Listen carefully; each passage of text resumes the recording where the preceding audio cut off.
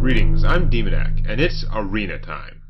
Alright, starting a new druid run. This is tough. I just played druid. I play rogue all the time in constructed. You know, I did priest recently, but it was a really crappy priest, so we're gonna do better, damn it. This is a lot like how I started out with my other priest, with a bunch of holy fires. It went wrong. You know what? Blade Master's pretty awesome for a priest. It's like a discount Yeti. It can be even better, sort of. I should really take the holy fire because it kills things, but just because I have such a bad taste in my mouth from last time. Ugh. Okay. If I want a fat draft, I should take the War Golem, but Fairy Dragon is a good early game play. Maybe take the Fairy Dragon. Probably stupid. None of these are good. Oh, whatever. Tauren Warrior is the least bad.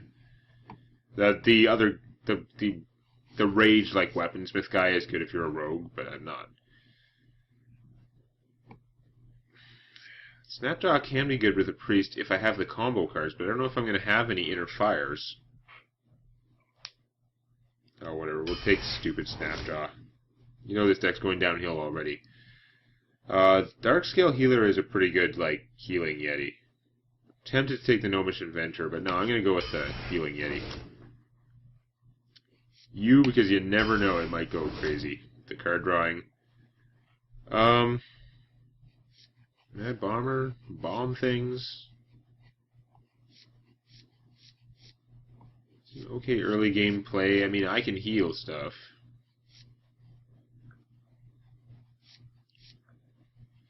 Could trigger my Tauren Warrior or something.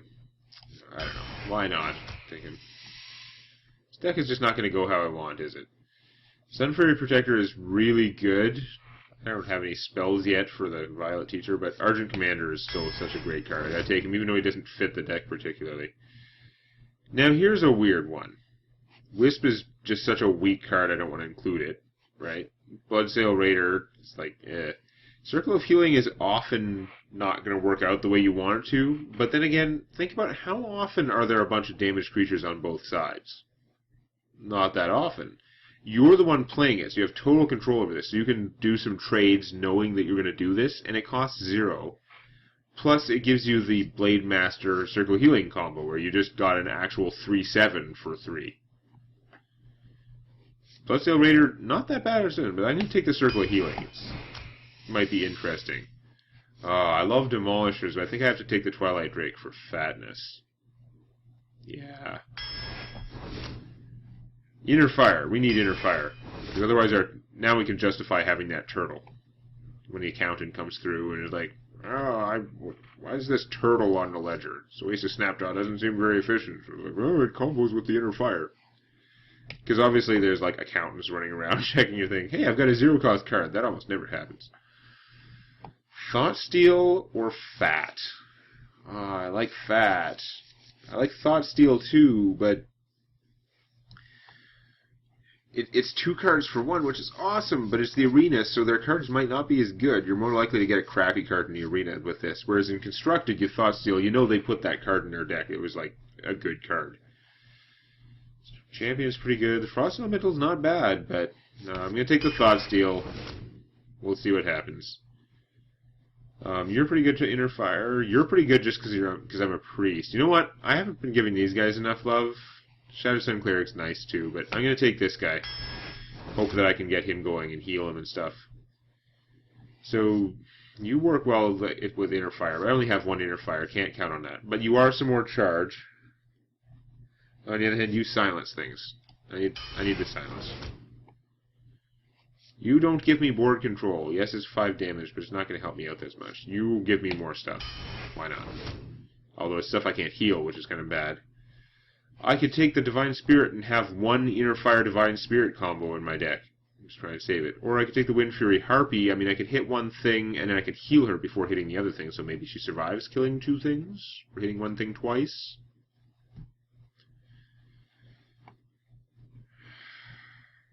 I'm going to take the Divine Spirit, because it does give me the combo. Okay, you guys are both pretty good second, like 2 mana, like things that can kill stuff, but Holy Nova, it's not having Holy Novas was attributed as one of the main causes of death last time. War Golem is not bad. Temple Enforcer is more efficient, so I think we're going to take it. Yeah, I know the Flesh-Eating Ghoul can be good, but it's 3 toughness, can't always save it. Oh, do I take another Inner Fire, which would be pretty sweet? Remember, Inner Fire is flexible. It can do the combo, which I do now have, and it can make my Blade Master super awesome, or my Snapjaw, or slightly improve a Twilight Drake, right? Or super Gurubashi Berserker. He still has his power, right? But Shadow or Death. What do I have that's going to kill big things that come along? I guess I've got whatever I Inner Fire. The Spellbreaker is good too. I'm going to take the Inner Fire. We'll see if I can get that stuff going. Arcane Golem comes out and kills something, and that is good. But I think I'm going to go with the Priestess. She's a really good first turn play. I don't know. Let's take another Circle of Healing. Why not? Go nuts on stupid things. We're going to take a Stormwind Knight now. Having some charge to kill stuff with. I don't have enough things to kill stuff. So definitely the Shadow or Death. Definitely. Ah. Okay, bonus rare, and we can get a Questing Adventurer who doesn't fit with my cards that well. Or does he? I have the Circle of Healings. And the Inner Fires. None of which actually do anything to help him, but they would still buff him. I do have a decent number of cheap cards, actually. I've worked that out. But no, I think I'm going to take the Soul Priest. This can mess me up. It does all kinds of weird things. It makes Holy Nova not as good, but it makes Circle of Healing, like a 4-point nuke to everything that she barely survives. Plus, it gives all kinds of opportunity for hilarious misplays that cause me to lose and cause you to laugh at me. Like, I play her, then try to heal something, or she dies, and I'm still thinking in like killing mode instead of healing mode, and then like heal my opponent's stuff. Now this is tough. Do I take the Silverhand Knight, who is bigger, so he can benefit more from my like healing and stuff, and he's very efficient. But the Harvest Golem is also very efficient. I don't have enough fat yet. I just want more fat at this point. I have a lot of cheap cards. Well, you can kill things, but your mind control. Win a lot of games with mind control. I can have 2 copies each of Divine Spirit and Inner Fire, like a constructed deck. It's kind of sick. Oh. Master Spell is always really interesting. I never end up taking it. I just find it too expensive on the mana. Silencing all your opponent's minions is pretty sweet, though. It kind of hoses the totems from shamans and stuff like that. I could have another Soul Priest, which would mean I have more like Circle of Healing crazy stuff going on. But that's less appealing to me than the Abomination. I love Abominations. It's 4/4 taunt, and he gives you that extra control where he's going to kill everything. And do I take a Thoughtsteal, Temple Enforcer, or another Stormwind Knight? Stormwind Knights are looking a lot better now because I have 2 copies. I have the full combo in 2 copies, right, in duplicate. Because you go him, Divine Spirit, Inner Fire, and for 7 you've got a 10/10 charge. Yeah, it took 3 cards for you to build your own custom King Crush, but like, bam. Or the Temple Enforcer, who does buff health, which factors into the Divine Spirit, Inner Fire whole dealy, and also makes better for Circle of Healing. On the other hand, you can attack with this guy, and he survives, and then you Circle of Healing. Or I can Thoughtsteal and have more cards, because I don't have a lot of card draw in here. Oh, man. How much fat do I have? I've got Mind Control, 1, 2, 3, 4, 5, 6. I don't have as much fat as I want to have. You know what? I'm going to take another Temple Enforcer. And last card, I could get an Ancient Watcher that I have hardly any way to silence or give taunt to, so he's pretty useless.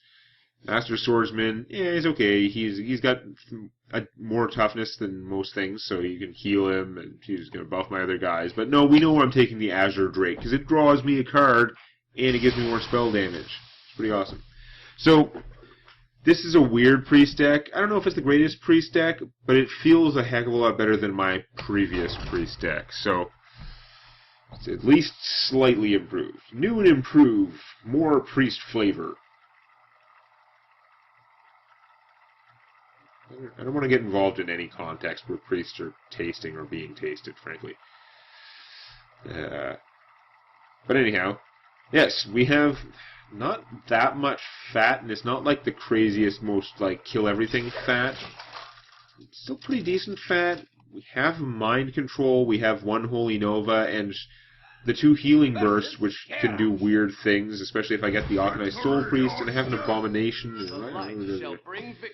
Just go around in circles. I guess we'll see how it works out. You are more late gamey, and you are kind of expensive. I'm going to see if I can get cheaper stuff.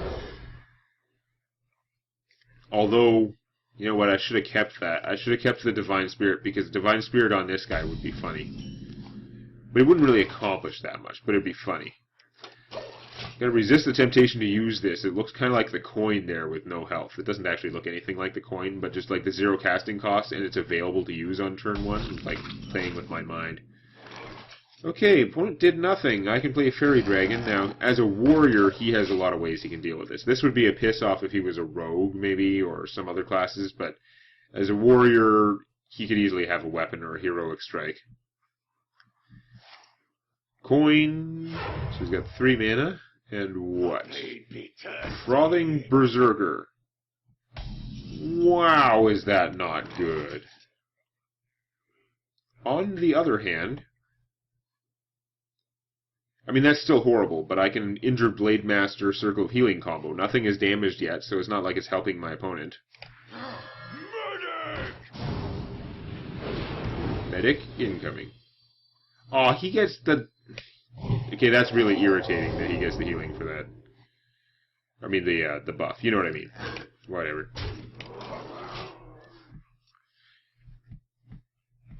The Blade Master being a 4/7 is helpful. These guys are psychos, though. These things are so damn good. If I wanted to play my warrior deck more seriously, I would have to craft myself a second one. I only have one. Aw, damn it. That's going to make him huge, too. Because this, you know this thing's going to suicide, probably. Maybe it'll just hit me, actually. But I have a feeling... You know, it doesn't work out perfectly. He can hit that, and then he'd still be trading this guy. So it's not actually working out as well as he would like. Plus, this gave me an extra mana crystal. Which is pretty sweet. What now? Yeah. Okay, I can work with this.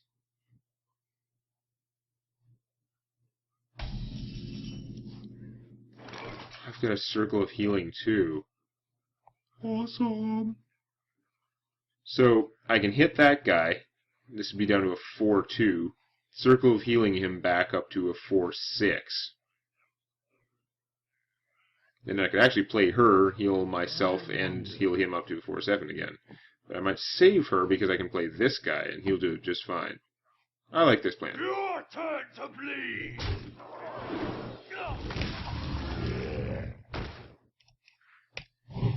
I don't know if I've ever even heard his attacking quote before. These guys usually don't live that long. The healing burst makes a huge difference in his survivability, that's for sure. Cleave, okay, that's unfortunate, but it does grow him. So now what are you gonna do? I guess you can kill this, but now you gotta contend with this giant monster, who I can heal the old-fashioned way. And yeah, I figured that. No, this is okay. I'm okay with this plan. That's going to be a small Twilight Drake, unfortunately.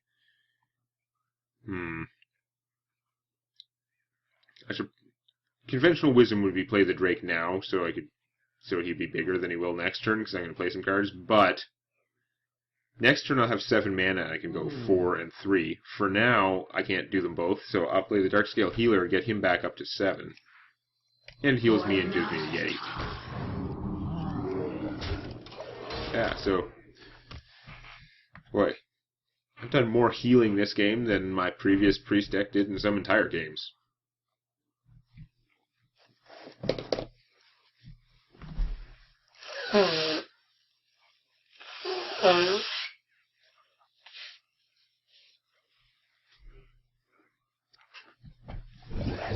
Yeah, when I blow my nose, I sound like a Muppet or something. Sounds exaggerated. Holy Nova, Batman. So I can hit this guy, take 3, and then I can Holy Nova and get him back up, and he'll be like an 8 something huge. And I can still hit him for 4, and that'll heal me back up to full. Now the alternative is I could play both of these guys, but then I'm going to have to use both my attacks to get through there. So this is probably a waste of a Holy Nova, but I feel like I'm so far ahead, even though he has more cards.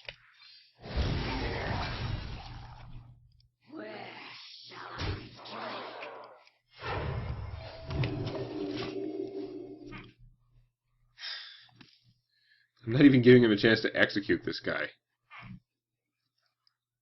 The gates are open. Well, that'll give him a chance. It's going to take more work to get through him, unless I draw Shadow Word Death. Okay, we're going to play the Twilight Drake first. Get him as much health as I can, which is not much. Then the perfectly timed Shadow Word Death, of which I only have 1. I don't have that many things that kill creatures. But this first game, it was Priest versus Warrior. It's not really fair. You do indeed. Okay, so I'm not going to say that game is in any way representative, but I will say this is a lot better than my last Priest deck. How much better? We'll have to find out next time. If you enjoyed this, please activate the like button.